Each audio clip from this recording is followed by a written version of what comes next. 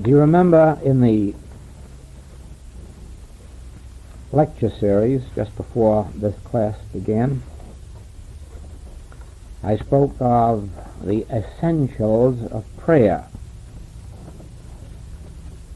And the first, of course, was the realization of God, the experience that comes to us in meditation. For without that, these words would be clouds without rain. These words would be without power. If the words that I spoke to you in the last hour were in and of themselves power, then all you'd have to do is walk out of this room and all be healers. But there is a step further required, and that is the realization, the inner awareness that comes to us through our studies. The study of spiritual literature, the study of the letter of truth, the meditations, the lessons, the lectures, all of this is peeling us down to that place where the spiritual light can come through, to where we become a transparency for the light of truth to come through. And then I said that the second point was the realization of God as one power. Now, you can see that when we use that expression, God as one power, it doesn't mean a power over something. It means a one power, and that's all. It leaves no room for any other power for it to be exercised over or used over or applied to. And there you have this basic secret of infinite way healing, in that you don't have a God that is a great power, and if you just contact it, it will do something to the negative powers of sin, disease, death, lack, and limitation. But you have an actual God that is one power, and therefore you have no other powers. You have nothing to contend with, and you are in the position of that Hebrew prophet who told his people in their moment of battle, when they were facing a superior enemy, they have only the arm of flesh. We have the Lord God Almighty. In other words, they have nothing. We have the all and the only power. And I use that expression very often in my work when I'm faced with problems, physical, mental, moral, financial, as they're brought to me by patients and students. That very often is the very expression I use. Oh yes, I know. The arm of flesh, trying to convince me that it's a power. It isn't, it's an arm of flesh. Now, as you come into an actual awareness of this, that your God is not only a mighty God, but the might of the universe, beside which there is no other might. As you come into the realization that your God has no opponent, no opposition, nothing to fight, nothing to combat, nothing to discard, nothing to get rid of, that your God is the only, the one, the power, the law, the cause, besides which there is nothing else, you come to a place really and truly where inwardly you say, I have no patient and I have no disease to contend with. And you understand why. Because you're dealing with a white line that would attempt to imprison the child, or the symptom or the appearance that would attempt to imprison us. But actually you say, no, my God is the infinity. Now in the face of that, what did hinder you? Get up, pick up your bed and walk. Now, this is even more true as you realize that the nature of God is this I at the center of your being, because you don't have to go anywhere now to get God. You don't have to do anything to deserve God. You already have it.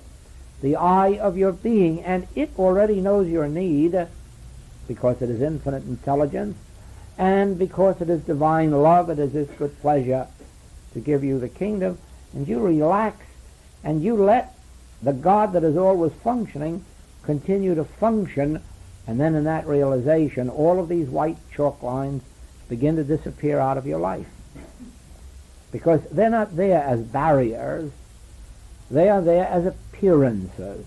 It is like Peter and John in prison with all of the iron bars and locks around them, and then something miraculous happened, and the next day they were outside of prison, but the bars were still there and the locks were still there. Well, surely, who cares about rubbing out the white chalk? Who cares about the symptoms of disease or the appearance of disease? Let them alone. In time, they'll rub themselves out. But what we are concerned with is this. Is there anyone or anything or any condition to be feared? And the answer must be no. I is the one power, the all power, the only power, and so anything out here is not power. If it exists so that I can see it, hear it, taste it, touch it, or smell it, it isn't power. It is there for our use, for our communion, for our joy, for our pleasure. Food is given to us for whatever purpose food is meant.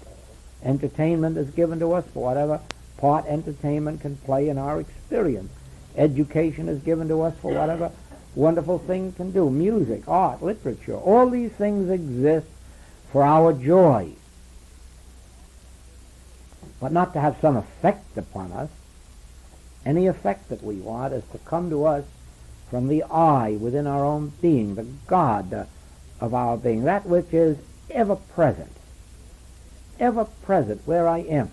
The place whereon thou standest is holy ground. There's no tomorrow about that. There's no yesterday about that. There's no 5 minutes from now about that.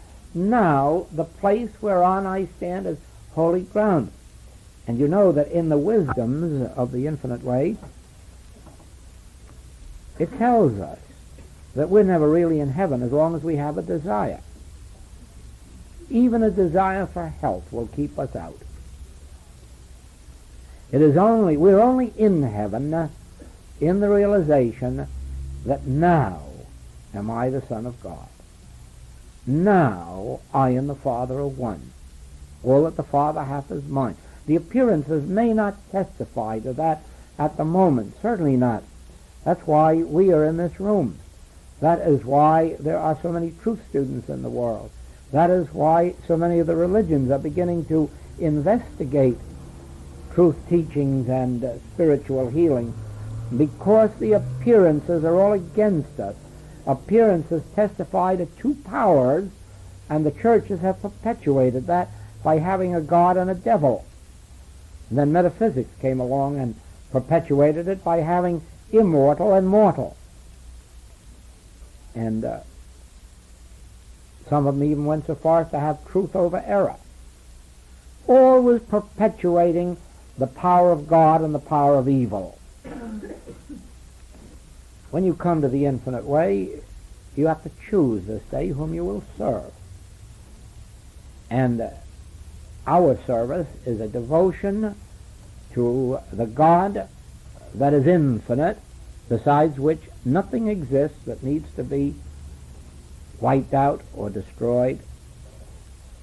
Nothing exists which has power to limit us or hinder us, prevent us.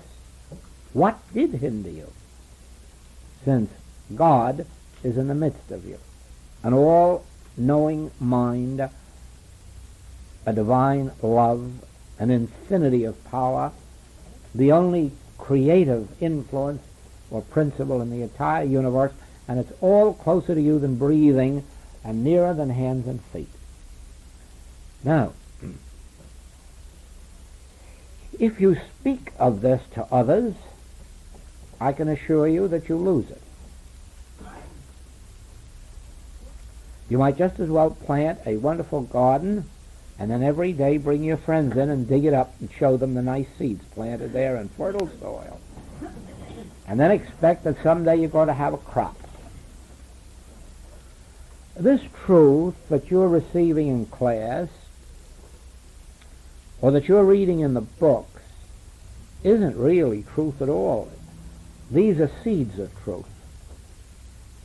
And these are seeds of truth that are planted in your consciousness. If your consciousness is fertile, the seed will take root and spring up, and you'll have a bountiful crop. But no matter how fertile it is, if you keep digging around and exposing your seeds and showing off with them or making wise metaphysical cliches out of them, you'll get just nowhere. It's far better to be one of the people who in life outwardly know nothing and have it all locked within yourself until the fruits begin to appear, and then you can begin to share them. But don't share your seeds,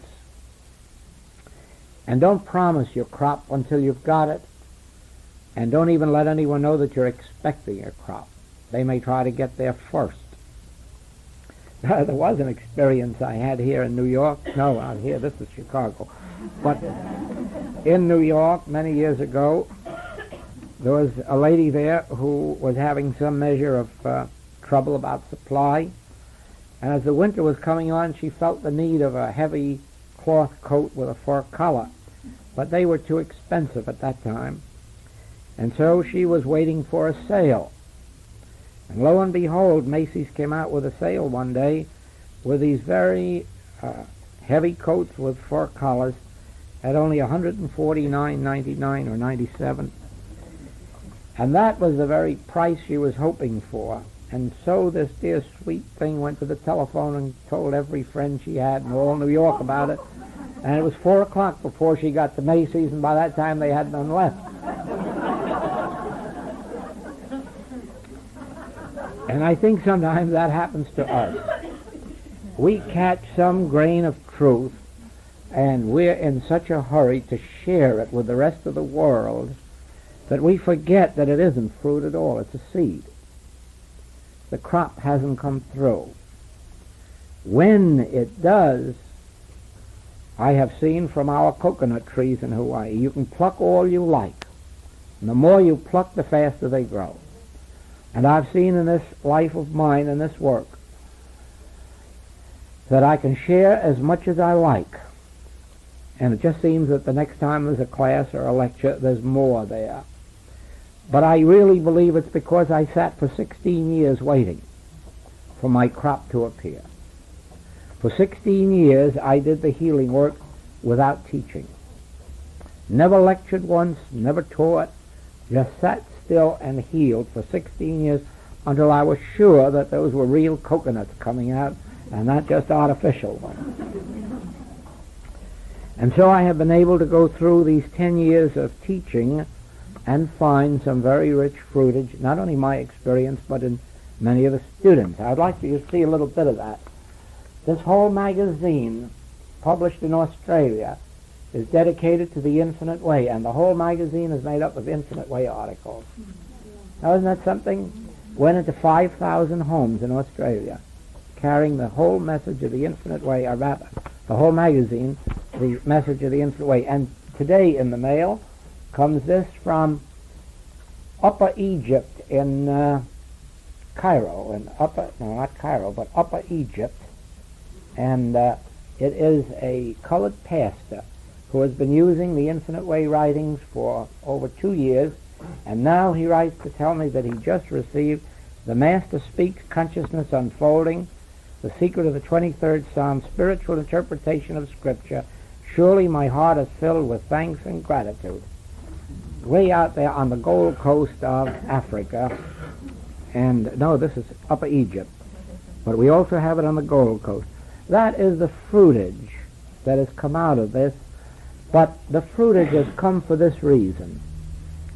The message carries the fruitage of healing, and the fruitage of healing is produced because of this principle that I call one, O-N-E. if there is only one law, and that law is God or Spirit, then we have no need to fear material law, or even legal law, or physical law, or mental law.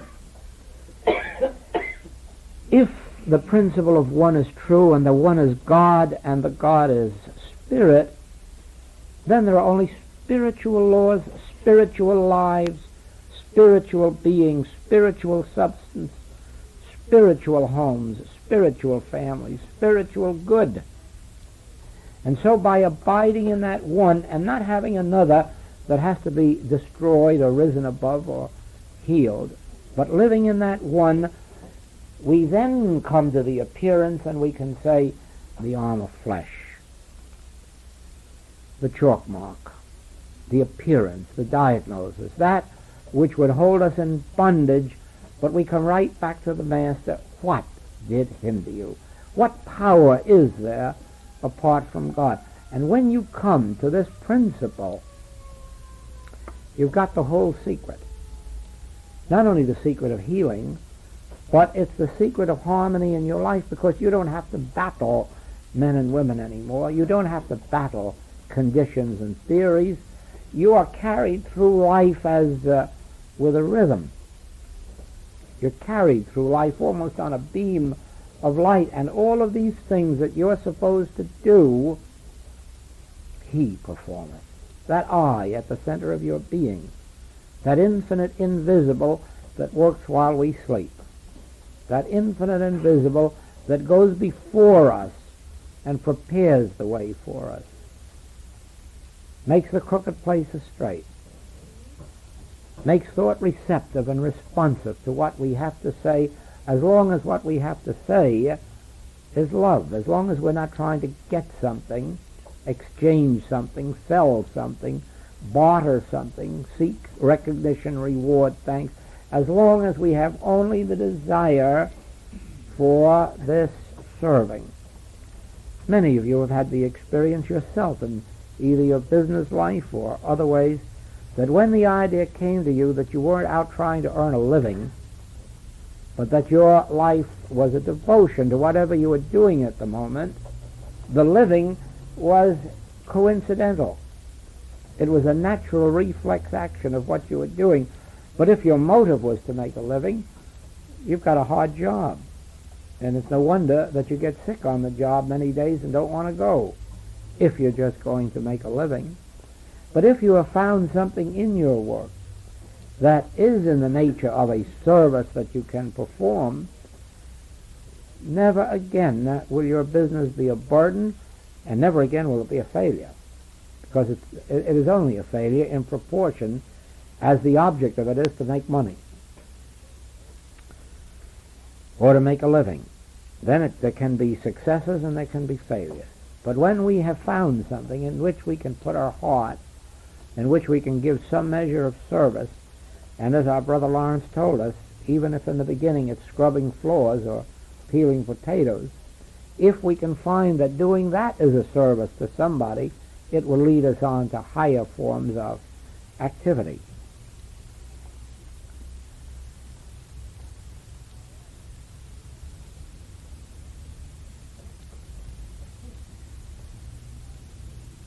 We do not find this truth in books. We can find messages about it in books, but the truth reveals itself within us in our meditations. We had the experience in the early part of this year of two of our students who have been studying a long, long time with us, waking up to a realization that error is nothingness. And you think, well, now, that's a very strange thing that should happen after all these years. It says so on every page of all the writings. Yes, it does say so, but that doesn't make it live for you. That doesn't make it real to you. It makes it real to you when the realization comes. And that's why we have meditation. Meditation is your communion with that infinite I within yourself. And that is where you receive your real teaching. In the end, every knee must bend to God. In the end, every man must be taught of God. And so it is only God that can reveal to you these truths that I'm sharing with you at this moment. I can't teach them to you. I can share them with you, but only God can teach them to you. And that takes place at the center of your being, where I am. Where the I am, which is God, has its abiding place. Where the I of your being is waiting for you to come inside and listen to it as it imparts its presence, its power, its jurisdiction, its wisdom, its knowledge, its good. Master says, ask, knock, importune. Surely, but where? Up in the blue skies? In holy temples? Or holy mountains? No.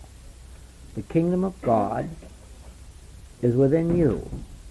So ask of the Father within you, and the Father within you will answer as it did to the Master. Knock at that very door within you. Beg and plead if you have to, and once in a while get a little mad at it. If I hear you inside, if you want me, get busy and come out. Otherwise I'm going to stray off somewhere. Go up another alley and see if somebody else has got a teaching I can get after. And maybe if you do that a couple of times, it'll think you mean business and come out to you and greet you. Several times I've had to tell Papa that I was going to quit the infinite way if he didn't treat me better. It's too hard work if he isn't around. And sometimes when I miss him, I have to do just that. Say, all right, you like me to quit? Stay away. And he comes right back. Son, thou art ever with me, and all that I have is thine. I will never leave thee nor forsake thee. As I was with Abraham, so I am with thee. My good fortune is, I know that he hasn't picked me as a special son, so he'll do the same for you if you just get as mean as I get sometimes. Or on the other hand, as nice. Sometimes I get gentle.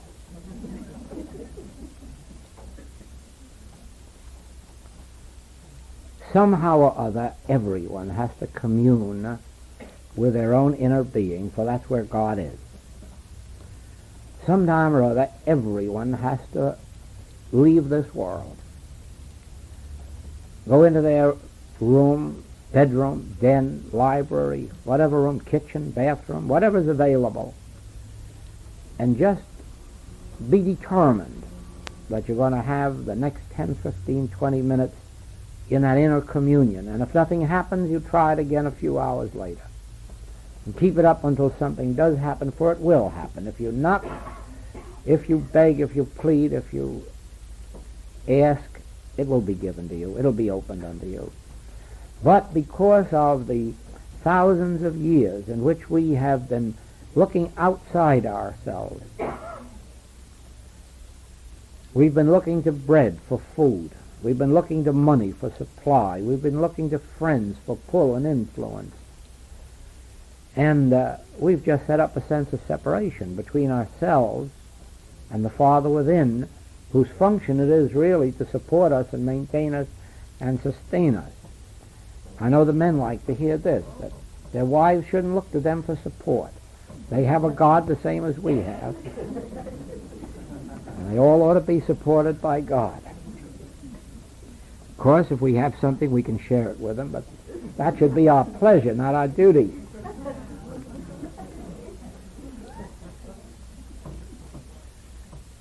I and the Father are one. All that the Father hath is mine. I will never leave thee nor forsake thee. All of these promises, to me, are part of my life, a part of my flesh and blood.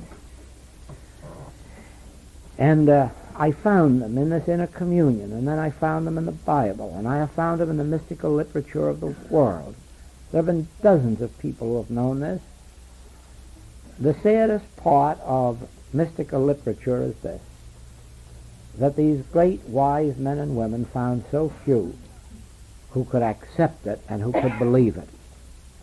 That's the sad part of reading mystical literature, because you say, well, just think, all of this existed for hundreds of years, for thousands of years, and we still have wars and epidemics and all the rest of these things. Why couldn't these men have taught it to more people? You'll find out why when you start teaching. Now,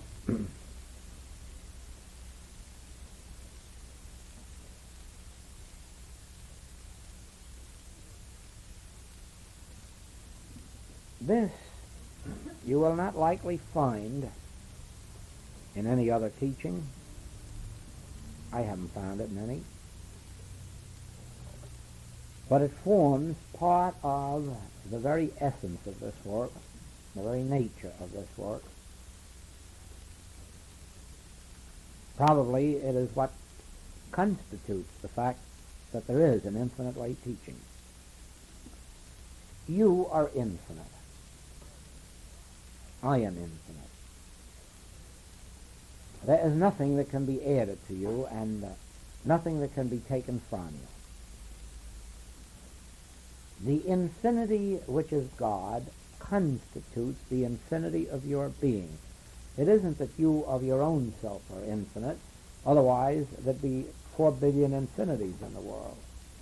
There is only one infinity, and that is God. But since God is your individual being, your individual being embraces infinity. Now, what could hinder you from demonstrating that? And I will tell you. The attempt to get something, to desire something, to want something, or to believe that you have earned something or are deserving of something. When the truth of the matter is that the infinite nature of your own being means that if you want anything, you've got to release it, loose it, and let it out from within you. That is what the poet, the mystical poet Browning meant when he said, truth is within ourselves. We must open out a way for the imprisoned splendor to escape rather than make entry for a light supposed to be without. Now, all the metaphysicians in the world who are trying to demonstrate supply always end up behind the 8 ball. They can't achieve it. They can't do it. There's no way to demonstrate supply.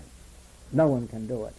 And the reason is that all of the supply that exists in heaven or in earth exists now within you. And any attempt to demonstrate it must result in failure. There isn't any outside of you. And if you want to enjoy the abundance of supply, you must open out a way for that supply to escape. Now, how you do it is going to be a matter between you and your communion with God. It may be that you've been holding on too tightly to money, and you're going to have to learn how to let loose of it. And by turning it loose, set in motion the flow that's to come to you. Like the bread that you cast upon the water is the bread that comes back to you. It isn't your neighbor's bread, it's your own bread. The bread that comes to you is the bread that you cast upon the water. And if you do not cast it upon the water, you have none coming back to you, because all the bread on the water is earmarked to come back to the fellow who sent it forth. Now, it may not be money. That may not be your particular God. You may not be holding too tightly to it. It may be some form of service, gratuitous service, free will service, whether inside your family circle or outside. It may be that you're withholding help to others. It may be that you're withholding forgiveness, understanding. It may be that you're indulging bigotry, biases. Whatever it is, you're locking something up inside of yourself that you're not letting loose until it can't come back to you. This came up one time in the work that somebody wrote me about doing some work for them, for companionship, and it came right out of the blue, and I wrote back, "You're not seeking companionship, you're seeking a companion. If you were seeking companionship, you'd let it loose. Companionship is within you. It's up to you to express companionship, not to somebody else. So go out and express it to persons or to the birds in the park or the fish down by the water, flowers in the brook. Go out and express companionship.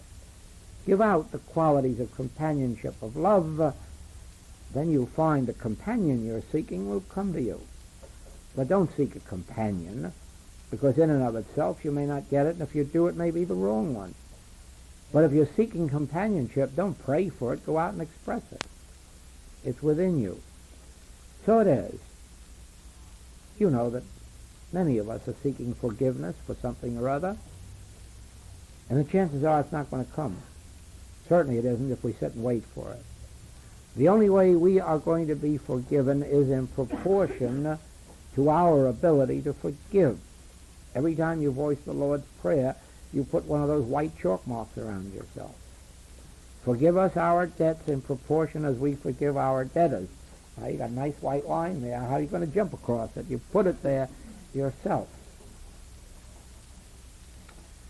But it's so, in order to be forgiven, forgive. And you say, I don't have anyone with a grievance against me, and I have no grievance against anyone. I would doubt that very much. I doubt that anyone can go very far without finding some grievance within them, personal or impersonal, personal, national, international, and political, economic. But in one way or another, we must cast our bread upon the waters. Now then, accepting this principle of the infinite nature of your being, do you see how you can't add health to yourself? Nor wealth, nor opportunity, nor companionship. All you can do is recognize, I, within me, embody all that God has. And I must cast my bread upon the waters. I must open out a way for the imprisoned splendor to escape. I must not try to get, I must not try to have, I must not try to draw to me. I must learn how to let flow out from me. The coming back is a reflex action that takes place of its own accord, like throwing a rubber ball up against the wall. We throw, but it comes back of its own accord. And so with this. As we cast our bread upon the waters, as we open out a way for the imprisoned splendor to escape, then we find the harmony of our being, which is really the grace of God, flowing. And so you see that there is one of the points of the infinite way, which if you're not careful, you'll overlook. And if you overlook it, you can miss the way. Because the longer you hold yourself in bondage to the belief that you can get something even from God, just that long you're holding yourself out of contact with your good. But the moment you can realize the instantaneity of now and the I-ness of being, from that moment you look out on this world and say, thank you, Father. I need nothing. I need no one. I have no desires. Now I just want to live every single minute as I'm living this minute, loving this universe, loving everyone within range of my consciousness. And if anyone appears in that range to need forgiving, I'll forgive them in advance. 70 times 7, for I hold nothing against any man. Let the other fellow who's without sin cast the first stone, while I make sure that I purge my own sins in the realization of the spiritual presence within me. Until it becomes clear to you that God constitutes your being You cannot understand the infinite nature of your own being, and you will always be seeking safety and security outside of yourself. Now, there is no real safety in bomb-proof shelters. There's no real security in dollar bills or even in big bills. Even the billions that some men have had have entirely disappeared in the devaluation of currency. I told this over in England, and they enjoyed it quite well, that during the war, a man came to Boston and was telling us there that he's virtually bankrupt. The air blitz over there had wiped out so much of his property that he didn't have 20 million pounds left. That's $100 million. So you know he's broke, really. What can a man do with $20 million or $100 million? Just not enough to get along on it. But to his sense, he had a real sense of lack, and he was feeling it. And I had a man later in my own experience, one of our very own friends in New York, who came to me also at the age of 72 to tell me he was concerned because he only had $250,000 left. Ah, we all pity these people. But we are in the same position that they are because we too accept the belief that money or properties is our supply. And we place our security in them, and then when for some reason beyond our control they disappear, then we want to jump out of windows. Now this is nonsense. And in our infinite way work, we must come to the realization that we have no security outside our own being. Our security lies in something that you cannot see, hear, taste, touch, or smell. Our security is in the infinite invisible. Someday, many of us are called on to prove that we can go without person script and get there and get back too. And we can't do that if our reliance is on something external to our own being. Had Mr. Rickenbacker been looking for stop and shop markets out in the Pacific, he would not have gotten back to us. No, you have got to find that security is something within your own being. What is that thing, something within your own being?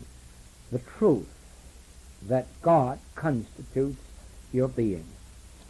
Then when you see God as constituting your being, you have no other need than to know Him aright. Whom to know aright is life eternal. You will then understand why it says God is the health of thy countenance. You'll understand why it says God is a rock. God is a foundation. God is a fortress. It doesn't say that God provides these. It says God is these. Now then, if I have God, I have the health of my countenance. If I have God, I have the rock to stand on, the foundation. If I have God, I have the fortress in which to hide from these white chalk marks. But the secret is, do I have God? Spiritually, theoretically, yes, everyone has God. Actually, no.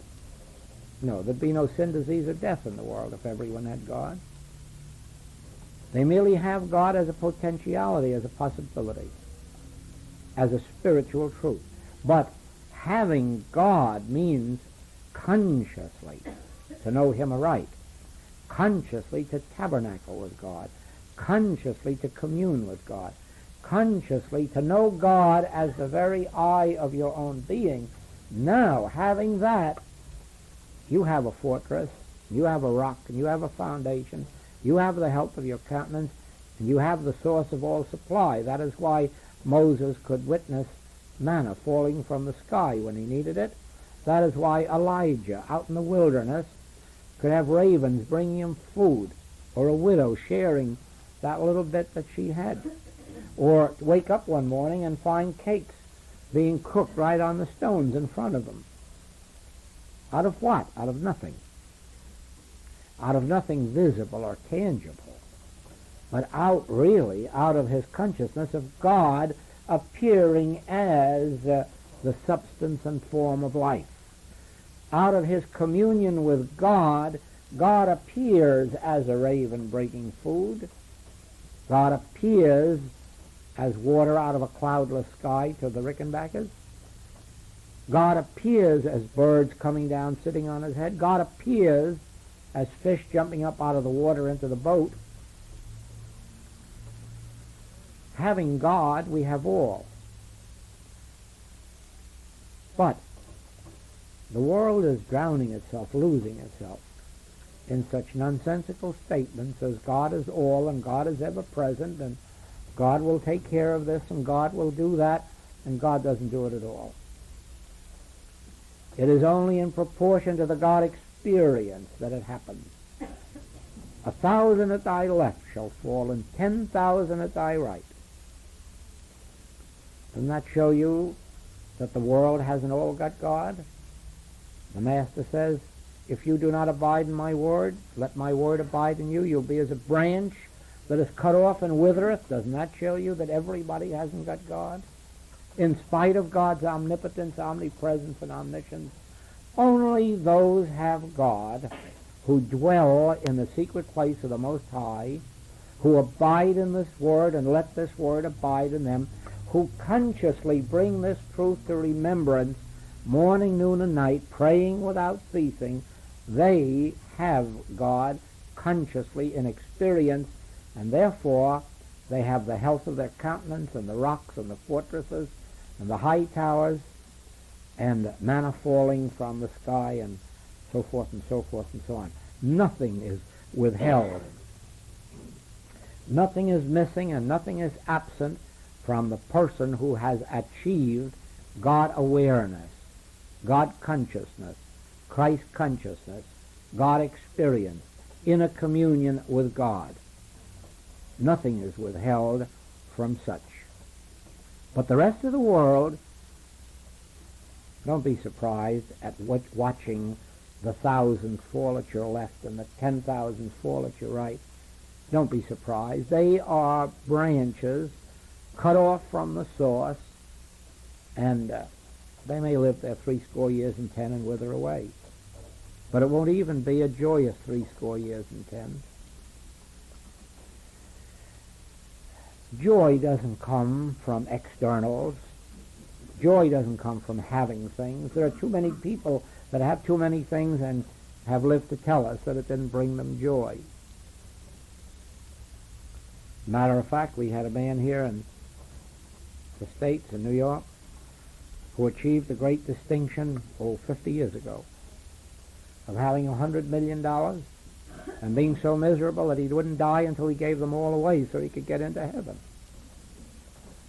He knew that possession of things didn't constitute joy, peace, or happiness, or even safety or security. So it is with everybody. Everyone eventually comes to the realization that having God, I have all. Not having God, regardless of what else I have nothing. So,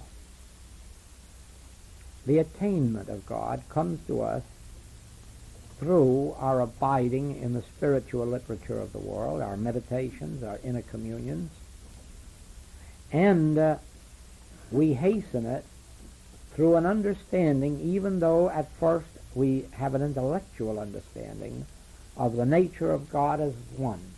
Nothing can do more for us than an understanding of the nature of God as one, because then immediately you put everything that isn't God in the realm of the arm of flesh. You say, oh, what of it? What of it? The arm of flesh. And In that very enlightenment, you bring yourself close to the kingdom of God. That very moment in which you have God as the all in all, and then embrace everything in, the arm of flesh, the white chalk line, nothing, no hindrance, nothing. Then you will find that you come into close communion with God, because you have come to understand God in His true nature as infinity, as omnipresence, as omniscience, infinite wisdom, divine love. Entertaining this in thought is a grand experience. But lo and behold, one day, something comes right in front of you and says, I am a beggar, I am a cripple, I am a cold, I have cancer, consumption, unemployment, lack and limitation, and you begin to tremble all over. And then you find out that whereas you'd been voicing the words, you hadn't yet come face to face with the reality of it. And now you've got to begin to put it into practice and face this so-called enemy. Face it. Look right at it. And see if you can't translate it into a white chalk mark or the arm of flesh, until you come to that absolute conviction, I, God, in the midst of me, is the all in all. If you're just white chalk marks, arm of flesh, scat. And then, after some of those experiences, you really come to see that it's literally true. God is the infinity of being, the allness of being, and all of these things that the world is battling really aren't powers at all. They aren't powers, and they disappear. Those of you who had any experience at all in healing work, and have seen how infections and contagions disappear under this, and wonder that no material application was necessary to burn up the germ or destroy it.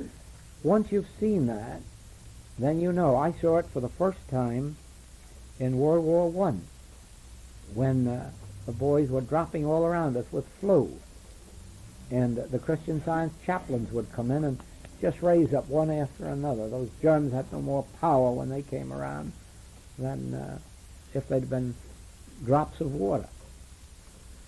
And so it was that it was proven that infection and contagion aren't powers, except to those who accept the book of rules and begin to fear infection and contagion, treat them as powers, and even sometimes pray to get rid of them.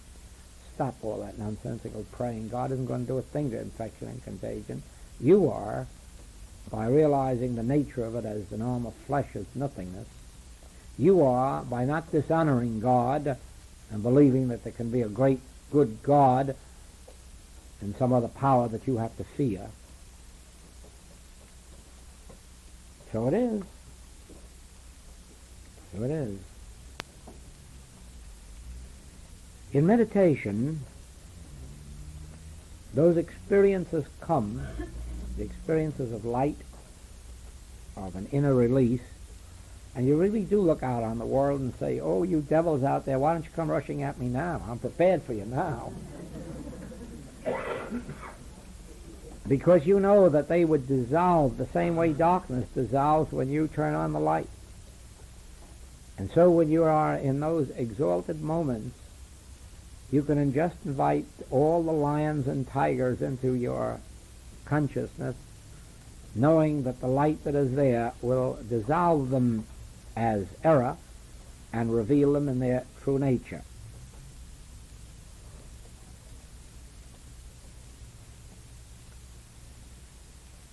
This week, I expect some beautiful things to take place, not only in this room, but in your homes,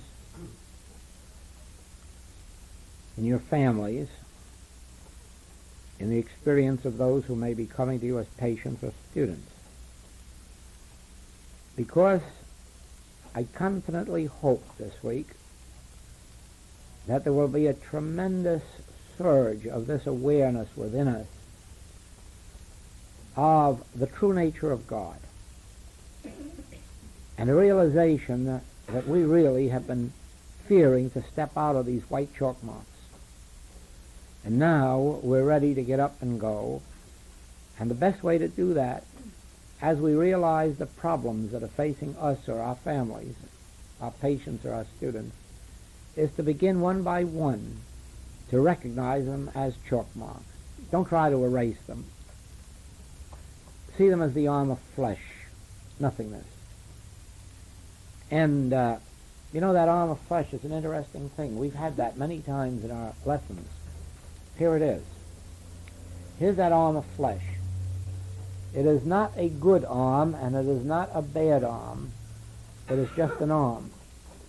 It has no strength, and it has no weakness. It's just an arm of flesh.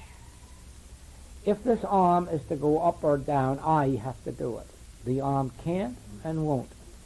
If this hand is to pet or to punch, it really can't.